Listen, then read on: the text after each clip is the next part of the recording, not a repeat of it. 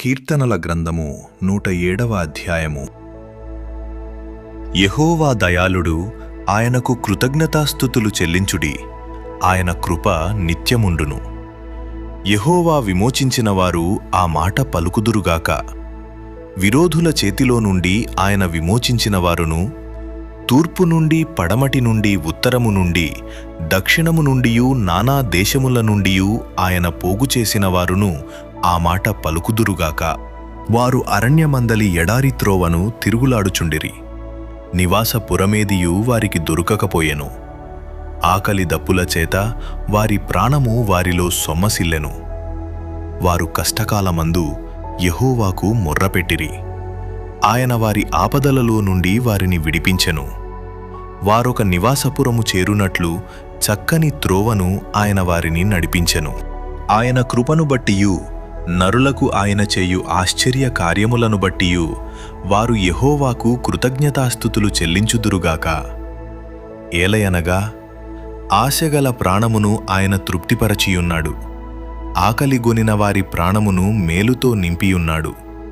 దేవుని ఆజ్ఞలకు లోబడక మహోన్నతుని తీర్మానమును తృణీకరించినందున బాధచేతను ఇనుప కట్లచేతను బంధింపబడిన వారై చీకటిలోనూ మరణాంధకారములోనూ నివాసము చేయువారి హృదయమును ఆయన ఆయాసము చేత కృంగజేసెను.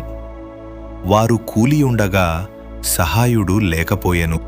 కష్టకాలమందు వారు యెహోవాకు మొర్రపెట్టిరి. ఆయన వారి ఆపదలలో నుండి వారిని విడిపించెను. వారి కట్లను తెంపివేసి చీకటిలో నుండియు మరణాంధకారములో నుండియు వారిని రప్పించెను. ఆయన కృపను బట్టియు నరులకు ఆయన చేయు ఆశ్చర్యకార్యములను బట్టియు వారు యెహోవాకు కృతజ్ఞతాస్తుతులు చెల్లించుదురుగాక. ఏలయనగా ఆయన ఇత్తడి తలుపులను పగులగొట్టియున్నాడు, ఇనుప గడియలను విరుగగొట్టియున్నాడు. బుద్ధిహీనులు తమ దుష్ట ప్రవర్తన చేతను తమ దోషము చేతను బాధ తెచ్చుకొందురు. భోజన పదార్థములన్నీయు వారి ప్రాణమునకు అసహ్యమగును. వారు మరణద్వారములను సమీపించుదురు. కష్టకాలమందు వారు యెహోవాకు మొర్రపెట్టిరి. ఆయన వారి ఆపదలలో నుండి వారిని విడిపించెను.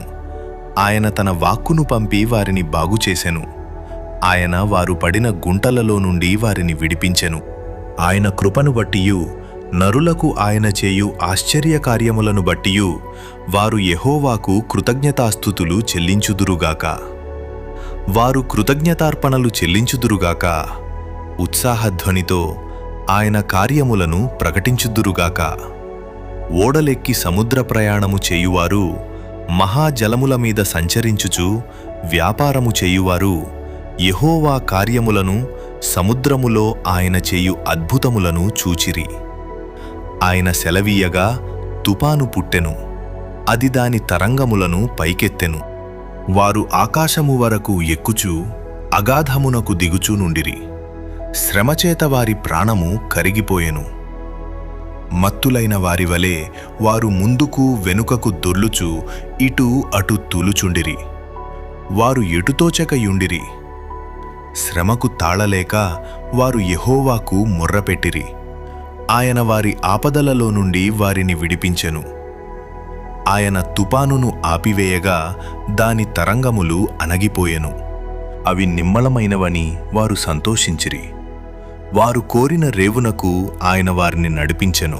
ఆయన కృపను బట్టియు నరులకు ఆయన చేయు ఆశ్చర్య కార్యములను బట్టియు వారు యెహోవాకు కృతజ్ఞతాస్తుతులు చెల్లించుదురుగాక.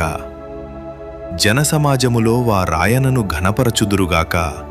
పెద్దల సభలో ఆయనను కీర్తించుదురుగాక. దేశనివాసుల చెడుతనమును బట్టి ఆయన నదులను అడవిగాను, నీటి బుగ్గలను ఎండిన నేలగాను, సత్తువగల భూమిని చవిటిపర్రగాను మార్చెను.